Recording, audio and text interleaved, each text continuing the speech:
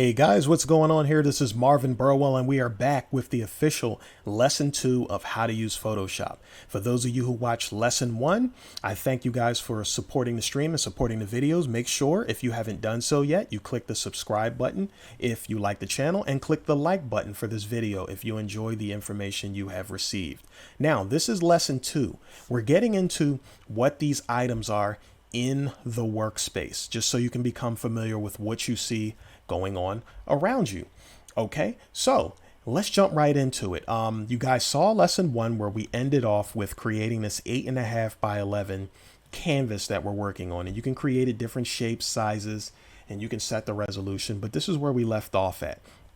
Now, the first and most important thing you need to understand about Photoshop, because it's a huge reason it was created, is the layers panel over here that I'm moving around. These are the layers. I want you guys to imagine that you have 2 sheets of paper in front of you on your desk. One is red and it's on top, and one is blue, it's on the bottom. This is the essence of layering. The red is on the top, the blue is on the bottom. And just so you guys can get an example of what's going on here, right? Look over here where I said the layers are. Layer 1 is already there, and what I'm going to do is I'm going to call that red, right? Let's say we got a red piece of paper on top of a blue piece of paper, right? So we have red on top, we have the blue on the bottom, and to give us an even better visual representation of our comparison, let's actually color this red, and let's color the one below it blue. Now, don't worry about these technical things that I'm doing right now. You're going to learn them in time, but I'm just doing this to illustrate what these layers do. Okay, so we have red right here on top. Like I said, we're over here in the layers panel. Red on top, blue below it. In classrooms, we would be able to take pictures and documents and paint. So we could take like a photograph and paint on top of it. And we can put one piece of paper on top of another. Like in this case, we have red on top of blue, and we could take some scissors, right? And we could take those scissors and cut a square in the red one and remove it. And now we can see the paper below, right? Because we know the blue piece of paper is below it, but we just cut a hole in the red one to see the blue below. This is the essence of layering. Just like in real life, we can take the red piece of paper and drag it below the blue one, and now the blue one is the one on top. And if we want, we can cut a hole in the blue one too. Now, why is it we can't see the red? Because the hole is in the exact same spot. But if we move it around, see, we see that the red one is there with the same hole cut inside of it. What you're looking at is the essence of layering. One layer's on top, one layer's on the bottom. You can create 3, 4, 5, as many layers as you want to get the project done that it is you're trying to get across. When Photoshop was created, the mentality was to take arts and crafts in a 2D world and place it into the digital world. Okay, so that's the mentality. You want to always understand the mentality behind the program you're using when it was created. What physical action is the digital program replacing? And in the case of Photoshop, it's collage-like materials, scissors, glue, painting, pictures, papers, a bunch of stuff that you can place together to create this new collage or graphic design or things like that. So you can see just off of this, you can use Photoshop to create magazine covers and book covers and logos and different things, right? All because this layering right here exists. Okay, so you guys got the point behind the layering. Just so you can keep seeing the difference, I'm going to slightly move this off center so you can remember that there is right now, based on the layers, there's the blue above the red, or we can move it. And now there's the red above the blue. Okay, so with that being said, let's move on. What else do we have here in the space? Now, right below it, we were talking about in lesson 1 about RGB and CMYK. These are called channels down the bottom. So the red, green, and blue that make up the colors, even if this was a picture of a person, in the red, green, blue, or the RGB color space, these 3 colors are used to make up the picture. So you can actually click on each specific color. You notice it's turning black and white because the red, green, and blue channels make up certain shades from dark to light of red, green, and blue, but they're represented in gray shades. So if you want to just mess with the red portion of the picture, You can click just the red, just the green, or the blue. These are advanced concepts for using this down here. So in most cases, until you guys become advanced, this area down here you won't use. You'll just be using this top one to create most of your documents, which is where most of the work will be at anyway. Now, the layers that you saw me creating, there's this little box, like if you're right here where the red layer is and you move slightly up and to the right, there's just this little box right here. It looks like 4 lines on top of each other. When you click that, here's where you create a new layer.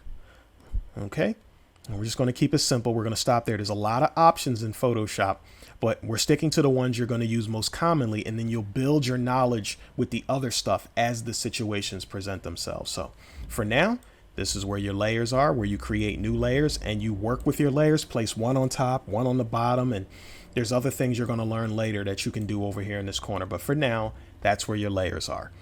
And let's move over here to the left side. Left side, we have our tools here, right? These are the tools you'll be using for cutting and pasting and painting and doing different things, using an ink pen and magnifying glass. There's a lot of different tools here that you're going to learn about in a different lesson. You're going to learn about these different tools. And just below the tools where you see this blue square at, this is your primary color choice. This is where you choose the colors that you're going to be using when you do mainly your painting. Like, as you can see, I just selected black. So since I have the red layer selected, but I have the black color selected, I can use this paint bucket tool and I can dump and turn the red black. Okay, so that's just a little preview of what these tools over here can do. Okay, so that's the tools panel. What else do we have? Okay, we created an 8.5 by 11 canvas space. Now, what about measuring it? If we go to the top left corner of our canvas and look above that, this is the ruler. This one up top is the horizontal ruler. On the top left, it starts at 0, where the edge of our paper is, right? It doesn't start at 0 way over here on the left. It starts at the edge of where the paper is, because as I move the cursor or the mouse left and right, you see this little white arrow that's following me no matter where my mouse is. It's following me horizontally, so I know where I'm at when it comes to the area of my paper that's being measured. And this helps because let's say I want this black square 1 inch from the left. Well, if I place my mouse near the 1 inch mark and I come down, I can kind of move this over and see if I can get it to align with that area. So that would be the importance of rulers. Now, if you guys want a shortcut on how to bring the rulers in, if you don't see them, hold the control button on your keyboard and push R as in Robert. See, and you see the ruler comes and goes away. So tap it once to make it go away. Tap it again to make it appear, or the other way around, right? So control plus hold control, press the R button while holding control, and that makes your rulers appear. All right, so that's rulers, and that's the horizontal ruler. On the far left side, there's the vertical ruler, which still corresponds. If we go to the top left side of the canvas, this is where 0 is over here, right? And if we go to the bottom of it, this is where 11 is, because we created an 8.5 by 11 canvas board to work on. Okay, so we just had layers.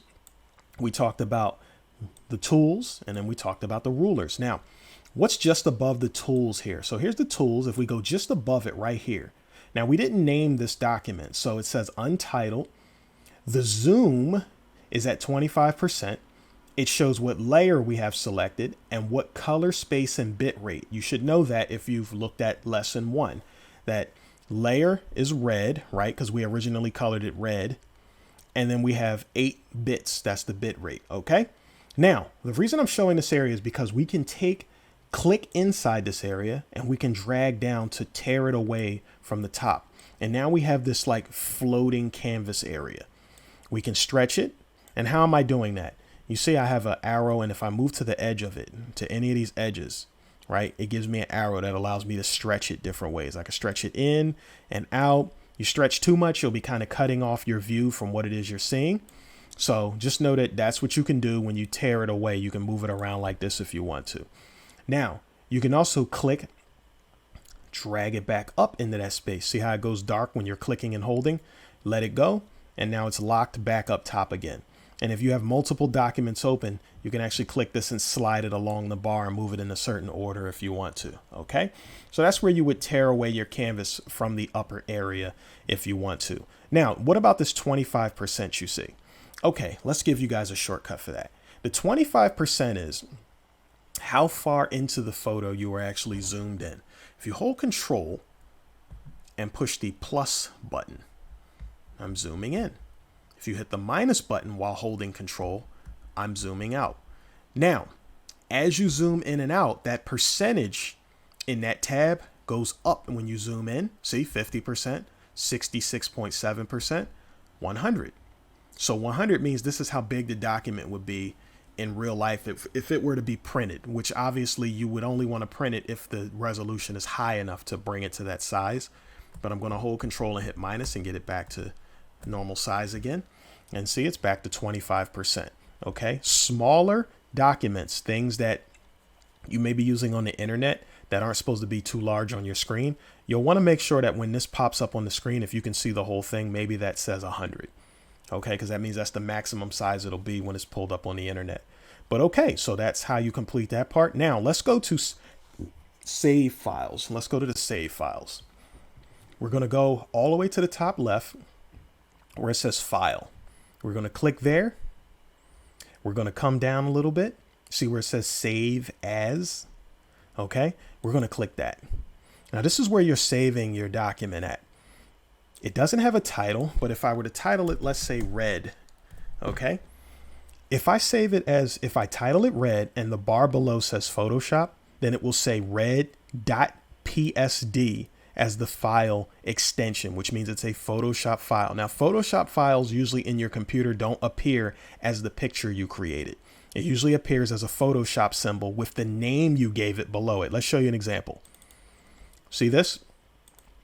I did a t-shirt design and I named it t-shirt design, but because it's a Photoshop file, it has this dark blue and light blue symbol here and it says .psd after my title. That means it is a Photoshop file when you see this. The reason you save as Photoshop files is because all the layers you create, the words you type, all of that remains the same when you open it back up. So if perhaps maybe you put some words on top of a picture and the words are spelled wrong or in the wrong position, you can come back to the Photoshop file and move it around and edit. You can move layers up and down. You can do everything as long as you kept your layers open, and you can still move things around. You can modify the Photoshop document so that you can save over it again and have it corrected. What other file types do we have? The next important one is huge. This is called a JPEG file. Okay. JPEG files are a really big deal. They're very universal. When you take pictures on your cell phone, that's usually the file type you're going to get. But they can get large. They can be large files. They can be small files. And you want to make sure your JPEG files are sized in a way where they match where you're trying to put them. Because if they're meant for internet viewing, then you obviously don't want a huge file because it's going to be slow when you load it up unless you want it to be. Because sometimes you want the photo is maybe a picture of a big crowd of people and you want to be able to see each person's face when you zoom into the photo. So in that case, you're kind of stuck with saving a very large file. But if you save a small file, then a person's not going to really be able to zoom in, but it'll save you some space and it won't take a long time to load up on the website. Okay, so there's advantages and disadvantages to large or small file types. Some websites will want you to have a JPEG file and they will want it to be a certain size in order for them to be able to post it. Like maybe on Twitter or Facebook, whenever you're putting your profile picture up, it might say, you know, make sure the photo is 700 KB or something like that, right? So you're going to want to make sure the size of your file and the dimensions are correct to fit the website you're putting it on. JPEG is the standard way to go. I'll do a separate video on what the advantages and disadvantages are of the different file types. But for now, I'm just showing you the types you will save it as. OK, what's next after the JPEG files? Here's another really big one. This one's called PNG. The reason for PNG files is mainly for logos. That's the primary way you'll see it, because what happens is, let's say you're making a file and your logo is a circle with a dot in the middle, which maybe could be like a company logo, right? Now, you may not want, if the circle's red and the dot is red, maybe the space between the two and the space surrounding it, you don't want anything there. Well, if you save it as a JPEG, the places where you don't want anything will automatically be white. So you'll have a white square with a circle with a dot in the middle. So the colors in that picture when it saves the file will be white and red. and the shapes you have. When you save as a PNG, the red circle and the red dot in the middle, if that's your logo, then all you're going to have when you reuse that file is the red circle and the red dot, and the other locations where the white would have been if you saved it as a JPEG are now transparent. So you can move those things on top of one another and you can see through it. So let's give some examples of that. Now, again, this is a .png file. What I'm showing you is file types that are going to come after the name that you give your file.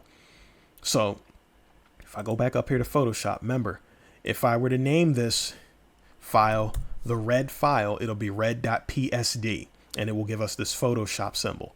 If I make it a JPEG, I'll see a small preview of the picture or the design I created, but it'll be .jpg, which is JPEG.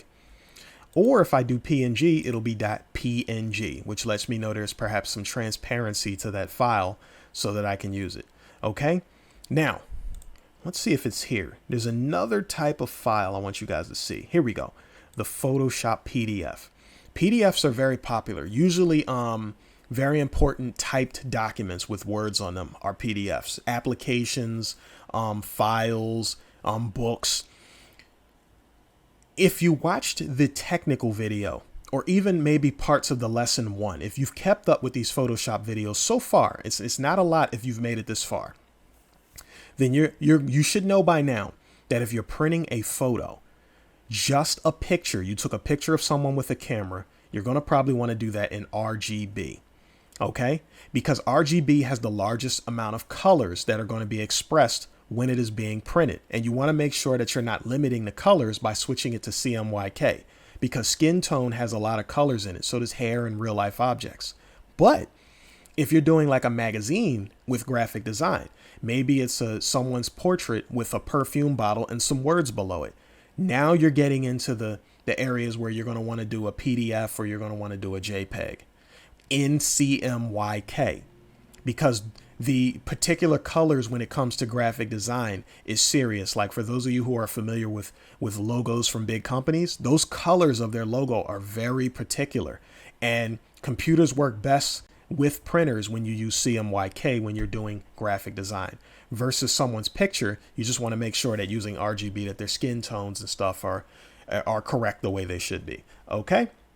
So PDFs are a great way to put out things that are being printed in CMYK type files, not necessarily for photographs. You can use it for photographs, especially if it's just a person's picture on a flyer, but a flyer is usually a type of graphic design, so you're going to want to do CMYK. It just helps out a little bit more with the printers that you're going to if the printer is doing graphic design and not photographs. Okay, so that's very important. So what were the 4 prominent file types? Photoshop, JPEG, PDF, and PNG. Now, I want you guys to note something. If I were to change the color space, I'm going to go up here to the file, to image, mode. Here's the file types we created when we created the document. And see, it says RGB and CMYK. If I were to choose CMYK, all right, I'm going to hit OK to these things. First thing I want you to note is if we move the mouse up here to the left, that the RGB in this little tab tearaway area just became CMYK instead of RGB. Another thing I want you to know is if we go to File, Save As, our options of saving have just changed. Photoshop PDF is there, but PNG is not there. Okay? If the file type is CMYK, you cannot create a PNG file. Know that before you start making a logo or anything that requires transparency. Okay? Now, let's get out of here. Let's show you guys what I mean by transparency. In the Photoshop workspace, you're actually looking at transparency now. See how I'm moving this around and there's a checkered pattern there? If I drag this down here, and let's say I just want to print this, and I want this red bar and this black square and this little blue behind it, but I don't want the rest. What's going to happen is this checkered area, if I were to turn this into a PNG file and then open it and put it on top of another picture, the areas where this checkered pattern is here is where other things behind this picture will show up. However, if I were to make it a JPEG, then you'll see this. If I get this here take some white, draw this shape here. What's happening is, what I just did was I'm showing you what a JPEG looks like, right? See, JPEG will have this white background, which means if you were to drop these shapes on top of on top of something and the shapes are made a JPEG, then your background will be white and the white will cover up the thing behind it. But if we take away the white and make it a PNG where it's transparent, then the object behind it will show up. Okay? So that's important for you guys to know. When you're creating a PNG, you're usually doing logos. Okay? That's a big deal. When you're making a Photoshop file, you want to make sure that it's something that you want to come back to if you have to make changes later on. The worst thing you can do is take an hour creating a design, save it as a JPEG, and then close Photoshop without saving it as a Photoshop file, because now you can't manipulate the individual pieces. So that's very important. The JPEG file is when you have your backup Photoshop file, but then you want to save it for someone to look at. You want them to see what your creation is, or it's a photo and you just want to send it over email, WhatsApp, Twitter, Instagram. JPEGs are great for that. Remember to keep the size of the file in mind. What do I mean by that? Look, let's hit save as. Let's call it red. Let's go down to JPEG and let's hit save. You see this bar that just popped up right here? First of all, the background just turned white like I told you. The second thing is this slider here will help create a preview of how large the file is, and it's right here, 1.3 megabytes.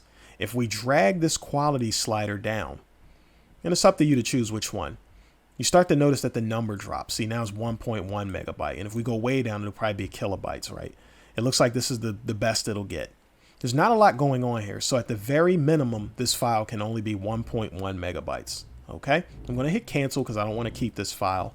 But that just goes to show you guys exactly what I mean. Okay, so I believe that's enough concerning the workspace right now. So you guys know what layers are and what they're for. You know where the tools are located at, where the rulers are located at. You've seen a little bit on how the actual workspace in the middle works. I've gone to file and showed you the different save types, and remember to keep in mind the CMYK and the RGB when you're doing that. You have Photoshop files, JPEG, PDF, and PNG. There's other file types, but those are the big four right there. Okay, so there you guys have it. That is some general information about the workspace, and those are the things you're going to need to know to jump further and deeper into Photoshop. So I thank you guys for taking your time to watch this video. Make sure you click the subscribe button if you enjoy the channel. Click the like button if you enjoyed the video. This will increase the chances of other people seeing the video. So until lesson 3, I'll catch you guys later.